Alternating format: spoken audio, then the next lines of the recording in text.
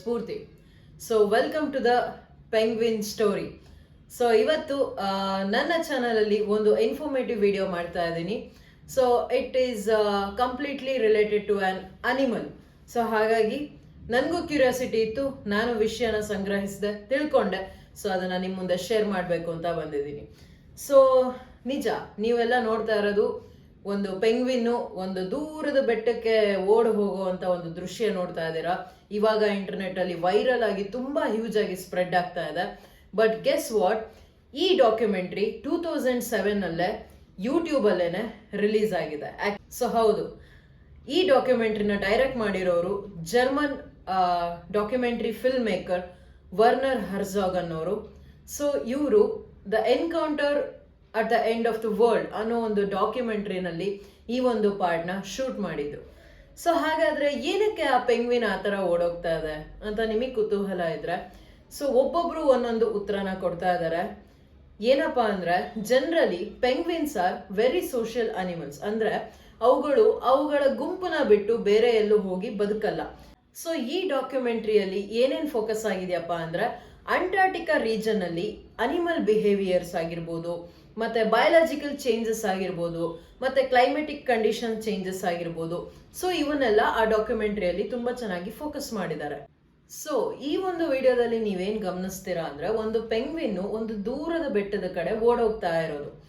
So ಇದನ್ನ ತುಂಬಾ ಜನ ಸೈಂಟಿಸ್ಟ್ಗಳು ತುಂಬಾ ರೀತಿಯಾಗಿ ಹೆಸರು ಕೊಟ್ಟಿದ್ದಾರೆ. ಒಂದು, ಆ ಪೆಂಗ್ವಿನಿಗೆ ನ್ಯೂರೋಲಾಜಿಕಲ್ ಡಿಸಾರ್ಡರ್ ಇರ್ಬೋದು, ಅಥವಾ ಲೋನ್ಲಿನೆಸ್ ಫೀಲ್ ಆಗ್ತಾ ಇರ್ಬೋದು, ಅಥವಾ ಬಯಾಲಜಿಕಲ್ ಬೈಫರ್ಗೇಷನ್ ಆಗಿರ್ಬೋದು, ಅಥವಾ ಬಿಹೇವಿಯರ್ ಅನಮೋಲಿ. ಸೊ ಈ ತರ ಹಲವಾರು ರೀತಿಯಾಗಿ ಆ ಒಂದು ಪೆಂಗ್ವಿನ್ ನ ನೇಮ್ ಮಾಡಿದ್ದಾರೆ. Actually it's a very rare condition. ಆ ತರ ಪೆಂಗ್ವಿನ್ಗಳು ತಮ್ಮ ಗುಂಪನ್ನ ಬಿಟ್ಟು ಎಲ್ಲೂ ಹೊರಗಡೆ ಹೋಗಲ್ಲ, ಹೋದ್ರು ತುಂಬಾ ರೇರ್ ಕಂಡೀಷನ್ ಅಲ್ಲಿ ಹೋಗುತ್ತೆ. ಸೊ ಒಂದ್ಸತಿ ಇದೇ ತರ ಏನಾಗತ್ತಪ್ಪ ಅಂದ್ರೆ, ನಮ್ಮ ಜರ್ಮನ್ ಡಾಕ್ಯುಮೆಂಟರಿ ಫಿಲ್ಮ್ ಮೇಕರ್ ಅವರು ವರ್ನರ್ ಅವರು, ಸೊ ಒಬ್ರು ಪೆಂಗ್ವಿನ್ ಸೈಂಟಿಸ್ಟ್ ಅವ್ರನ್ನ ಭೇಟಿ ಮಾಡ್ತಾರೆ. ಅವ್ರ ಹೆಸರು ಡಾಕ್ಟರ್ ಡೇವಿಡ್ ಅಂತ. ಸೊ ಅವ್ರನ್ನ ಭೇಟಿ ಮಾಡಿ ಒಂದು ಕ್ವಶನ್ ನ ಕೇಳ್ತಾರೆ, ಈ ತರ ಪೆಂಗ್ವಿನ್ಸ್ಗಳು ಸ್ಟುಪಿಡ್ ಆಗಿ ಆಡುತ್ತಾ, ಸೊ ಅವುಗಳ ಗ್ರೂಪ್ ನ ಬಿಟ್ಟು ಹೋಗುತ್ತಾ ಅಂತ.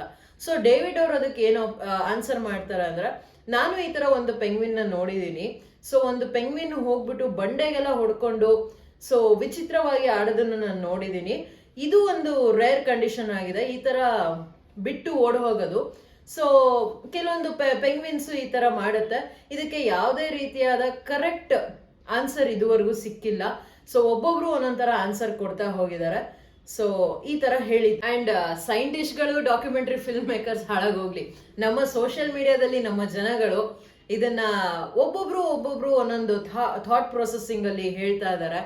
ಸೊ ಕೆಲವೊಬ್ರು ಏನ್ ಹೇಳ್ತಾ ಇದ್ದಾರೆ, ಅದು ಎಲ್ಲೋ ಲೈಫಲ್ಲಿ ಡಿಪ್ರೆಸ್ಡ್ ಆಗ್ಬಿಟ್ಟು ನಂತರ ಸಾಯಕ್ ಹೋಗ್ತಾ ಇದೆ ಅಂತ ಒಬ್ರು ಹೇಳ್ತಾರೆ. ಇನ್ನೊಬ್ರು ಗುಂಪಲ್ ಗೋವಿಂದ ಆಗಿರೋಕ್ಕೆ ಇಷ್ಟ ಇಲ್ಲ ಅನ್ಸುತ್ತೆ, ಅದಕ್ಕೆ ಓಡೋಗ್ತಾ ಇದೆ ಅಂತ ಹೇಳ್ತಾರೆ. ಬಟ್ ನನ್ನ ಒಂದು ಪರ್ಸ್ಪೆಕ್ಟಿವ್ ಬಂದ್ರೆ, ನಾನು ಅದನ್ನ ಪಾಸಿಟಿವ್ ಆಗಿ ನಿಮ್ಗೂ ಹೇಳಕ್ ಇಷ್ಟಪಡ್ತೀನಿ. ಅಂಡ್ ನಾನು ತಗೊಂಡೆ. ಒಂದು ನಮ್ಮ ಕಂಫರ್ಟ್ ಝೋನ್ ಅಂತ ಇರುತ್ತೆ. ಸೊ ಅದರಿಂದ ನಾವು ಹೊರಗೆ ಬರಬೇಕು. ಹೌದು, ಆ ಪೆಂಗ್ವಿನ್ನು ಒಂದು ಅಂಟಾರ್ಟಿಕಾ ಅನ್ನೋ ಒಂದು ರೀಜನ್ ಅಲ್ಲಿ 70 ಕಿಲೋಮೀಟರ್ಸ್ ಫಾರ್ ಅವೇ ಹೋಯ್ತು, ಒಂದು ಬೆಟ್ಟದ ತಪ್ಪಲಿಗೆ ಹೋಯ್ತು. ಸೊ ಅದು ನೆಕ್ಸ್ಟ್ ಏನಾಯ್ತು ಅಂತ ಯಾರಿಗೂ ಗೊತ್ತಿಲ್ಲ. ಕೆಲವೊಂದು ನ್ಯೂಸ್ಗಳು ನೋಡ್ದೆ ನಾನು, ಬಟ್ ಅದು ಸತ್ತೋಯ್ತು ಅಂತ ಪಿಕ್ಚರ್ ಕೂಡ ಹಾಕ್ತಾ ಇದ್ದಾರೆ. ಇದು ನನಗೆ ಎಷ್ಟು ಸುಳ್ಳೋ ನಿಜನೋ ಗೊತ್ತಿಲ್ಲ. ಅಫ್ಕೋರ್ಸ್ ಅದು ಸತ್ತೋಗಿರುತ್ತೆ, ಯಾಕಂದ್ರೆ ಫುಡ್ ಅಂಡ್ ವಾಟರ್ ಅಂತೂ ಸಿಗೋದೇ ಇಲ್ಲ ಆ ಜಾಗದಲ್ಲಿ. ಸೊ ಆ ಗುಂಪು ಏನು ಹೋಗ್ತಾ ಇತ್ತಲ್ಲ, ಅವ್ರ ಜೊತೆಗೆ ಅದು ಹೋಗಿದ್ರೆ ಅದು ಆರಾಮಾಗಿ ನೆಮ್ಮದಿಯಾದ ಲೈಫ್ನ ಲೀಡ್ ಮಾಡೋದು. ಬಟ್ ನನ್ನನ್ನು ಕೇಳಿದ್ರೆ, ಸೊ ಆ ಪೆಂಗ್ವಿನ್ನು ಇವತ್ತು ಸತ್ತಿರ್ಬೋದು, ಅಫ್ಕೋರ್ಸ್ ಸತ್ತಿರುತ್ತೆ, ಬಟ್ ಅದು ಯಾವತ್ತು ನಮ್ಮ ಹಾರ್ಟ್ಸ್ ಅಲ್ಲಿ ಫಾರ್ ಎವರ್ ಆಗಿ ಉಳ್ಕೊಂಡಿದೆ. ಸೊ ಹಂಗೇನೆ ನಾವು ನಮ್ಮ ಒಂದು ಕಂಫರ್ಟ್ ಝೋನ್ ಅಂತ ಇರುತ್ತೆ, ಅದರಿಂದ ನಾವು ಹೊರಗೆ ಬರಲೇಬೇಕು. ಬರಲಿಲ್ಲ ಅಂದ್ರೆ ಎಲ್ರು ಗುಂಪಲ್ಲಿ ಗೋವಿಂದ ಆಗ್ತೀವಿ. ನಾವು ಮಾಡೋ ಕೆಲಸನ ನಾವು ನಮ್ಮ ಇಚ್ಛೆಯಿಂದ ನಾವು ಮಾಡೋಕ್ಕಾಗಲ್ಲ. ಸೊ ನೀವು ಅಷ್ಟೇ, ಎಷ್ಟು ದಿನ ಅಂತ ರೀಲ್ಸ್ ಸ್ಕ್ರೋಲ್ ಮಾಡ್ತೀರಾ, ಎಷ್ಟು ದಿನ ಅಂತ ಇನ್ಸ್ಟಾಗ್ರಾಮ್ ನೋಡ್ತೀರಾ. ಸೊ ಇವತ್ತೇ ಹೊರಗಡೆ ಬನ್ನಿ ಎಲ್ಲಾದ್ರಿಂದ. ಎಷ್ಟೋ ಜನ ಡಿಪ್ರೆಷನ್ ಅಲ್ಲೂ ಇದ್ದೀರಾ, ಅದರಿಂದ ನಾವು ಹೊರಗಡೆ ಬನ್ನಿ, ಪಾಸಿಟಿವ್ ಆಗಿ ತಗೊಳ್ಳೋಣ ಈ ಒಂದು ಲೆಸನ್ನ. ಆ ಪೆಂಗ್ವಿನ್ ಇವತ್ತು ಸತ್ತಿರ್ಬೋದು, ಬಟ್ ನಮ್ಮ ಹಾರ್ಟ್ಸ್ ಅಲ್ಲಿ ಯಾವತ್ತೂ ಫಾರ್ ಎವರ್ ಆಗಿರುತ್ತೆ. ಆ ಪೆಂಗ್ವಿನ್ ಅವತ್ತು ಗುಂಪಲ್ಲಿ ಇದ್ದಿದ್ರೆ, ಆ ಪೆಂಗ್ವಿನ್ ಇವತ್ತು ಯಾವುದು ಅಂತಾನು ನಮಗೆ ಗೊತ್ತಾಗ್ತಿರ್ಲಿಲ್ಲ ಅಲ್ವಾ, ಇಷ್ಟೆಲ್ಲ ವೈರಲ್ ಆಗ್ತಿರ್ಲಿಲ್ಲ ಅಲ್ವಾ. ಸೊ ಹಾಗಾಗಿ ಇದೇ ನಿಮಗೆ ಬೆಸ್ಟ್ ಎಕ್ಸಾಂಪಲ್. 2010 ಅಲ್ಲೇ ಈ ವಿಡಿಯೋ ರಿಲೀಸ್ ಆಗಿದೆ. ಇವತ್ತು 18 ವರ್ಷ ಆದ್ಮೇಲೆ ವೈರಲ್ ಆಗ್ತಿದೆ ಅಂದ್ರೆ everything takes time, but we have to wait ಅಷ್ಟೇ, ಇನ್ನೇನಿಲ್ಲ.